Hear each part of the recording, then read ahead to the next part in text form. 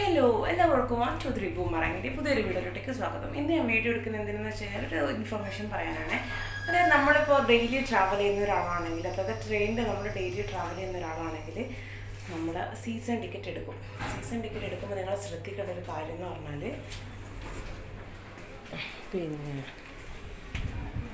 ഇതിൽ നിങ്ങൾ എടുക്കുന്ന സീസൺ ടിക്കറ്റ് ഏത് ട്രെയിനിനാണോ എന്ന് ആദ്യം ശ്രദ്ധിക്കുക. നിങ്ങൾ പോകുന്ന സമയത്തുള്ള ട്രെയിൻ ഏതാണെന്ന് ശ്രദ്ധിക്കാം. അതായത് നിങ്ങൾക്കിപ്പോൾ സൂപ്പർ ഫാസ്റ്റ് ഇൻറ്റൻസിറ്റി ആണെങ്കിൽ അതിൽ നിന്ന് നിങ്ങൾ ശ്രദ്ധിക്കുക.